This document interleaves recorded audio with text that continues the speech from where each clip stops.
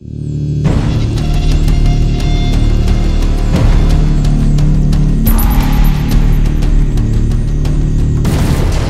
there, my name's Scott. Today I'm going to be doing a review on the Cyclops Lite, which I didn't actually receive from like a proper supplier. I received it from he's more of a manufacturer. He's a guy who's based in Thailand, and he sort of pretty much makes his own sort of little range of mods and then just sort of sells them to order.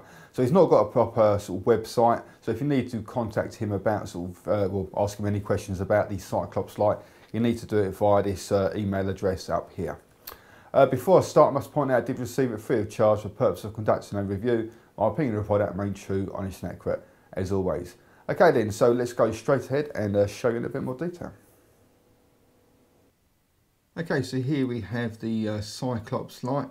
It mainly has a aluminium body, with the exception of this section here, which is made out of Delrin.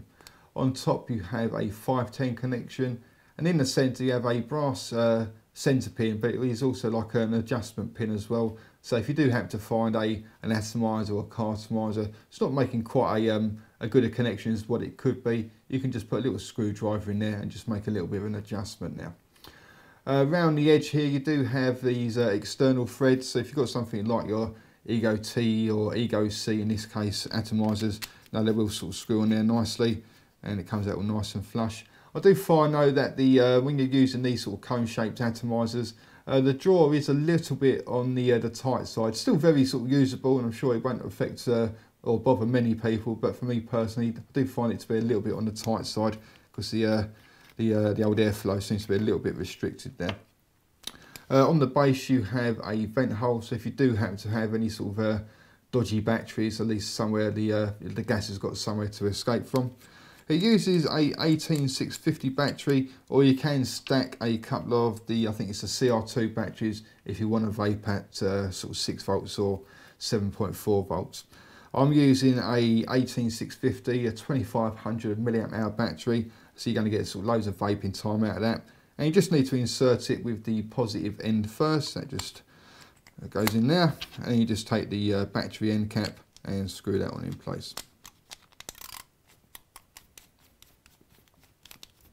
Okay, so it works on the same sort of principle as the Amiga, quite a well-known mod. By that what I mean is that every time you want to have a vape, you press and hold this section down, and then when you stop sort of taking your inhale, you let go and it will spring back up. So it basically works on like a spring mechanism. Okay, so I'm going to be using it with the my Odysseus, which is my sort of love of my life at the moment, and hopefully you can hear that is firing up. So like I said, so every time you have a vape, we just basically push that down, fires it up, and then let go, and it stops activating. Okay, so that is the Cyclops Lite, even slightly odd looking device, but let's go and see what it vapes like. Okay, so that is the Cyclops Lite. So what I'll do now is obviously go ahead and show you in action. Okay, so the Cyclops Lite doesn't come with any sort of atomizers, cartomizers, etc, etc. You literally are just getting like the actual device on its own. So I'm going to be using it with my Odysseus, and I've got it filled up with some 18 milligram strength tobacco flavoured e-liquid. The coil is reading around sort of 2.1 ohms, and obviously I'm just using the standard sort of 18650 3.7 volt battery.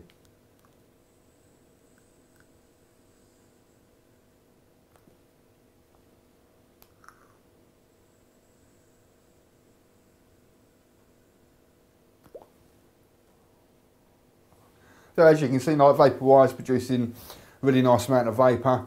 But obviously what you've got to bear in mind though is that like the amount of vapour you're going to produce will be very dependent on your own sort of personal setup. So like I said, at the moment I've got the Odysseus, which I personally find is excellent for vapour production, especially at sort of standard voltages.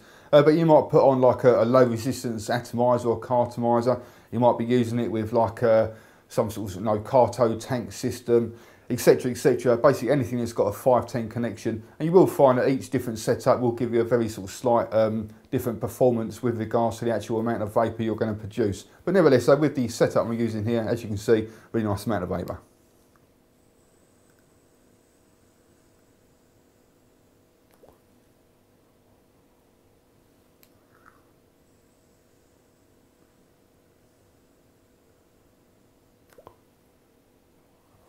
And again, like with things like the throw hit, you know, it is going to be very dependent on your own sort of personal setup, what sort of e-liquid you're using as well. Me personally, I find that the higher the nicotine content of the e-liquid, like the stronger or the harsher the throat hit. Now I'm using 18 milligram strength, which isn't sort of particularly high. It's you know, sort of right there in the middle really, but I'm still getting a really nice strong kick in the back of my throat.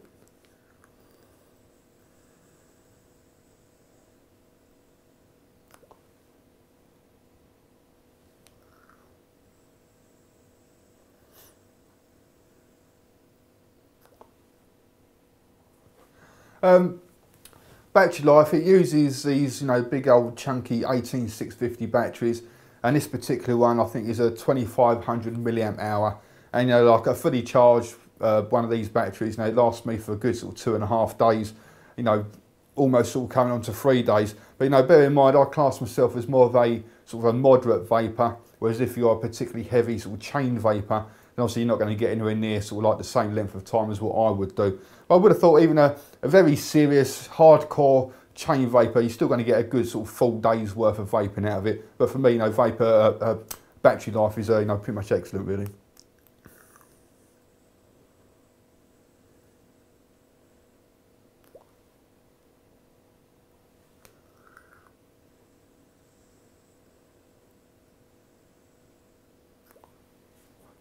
Now the switch, it's a really nice switch. You know, it works very well.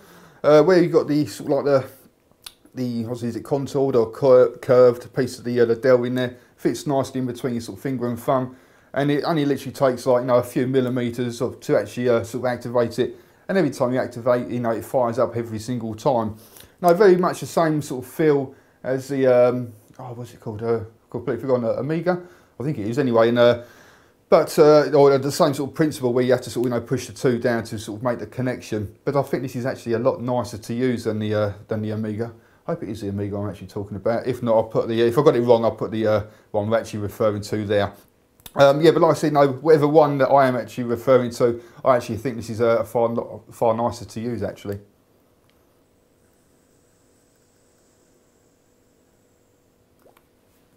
Also, there's no sort of like main on-off switch to it. So, you know, if it is in your pocket, you know, if you put something on top of it, like I say, you only need like a few millimeters and it will activate. So, you know, if you are going to sort of carry it around in your pocket, then it is probably advisable just to sort of unscrew the atomizer a few turns, just to sort of break that connection. Otherwise, you know, it could you know, quite easily be sort of activating whilst it's in your pocket.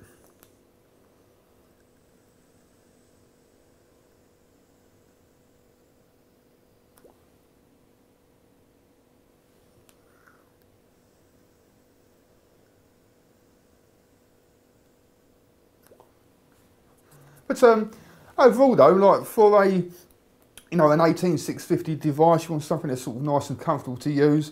It looks fairly nice. It's not going to win any sort of beauty pageants, but it's not particularly, well, it's not particularly beautiful, but it's not particularly ugly either, let's put it that way. You know, it's just quite a nice vape, really. I'll get on to the scores then. For the looks, I'll say it's a bit of it looks strange. It's different to what else is out there anyway, let's put it that way.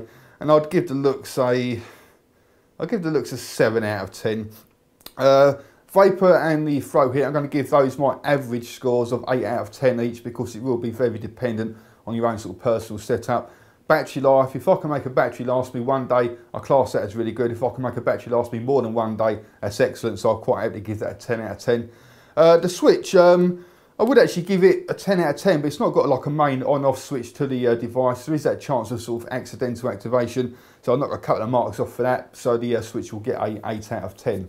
Now, like I said, unfortunately, it hasn't got an actual website to go to, so I can't say, oh, you know, if you fancy trying one out, go and visit this site. So what you need to do, if you are interested, is contact him via the email address there, which I believe is cyclops18650@hotmail.com.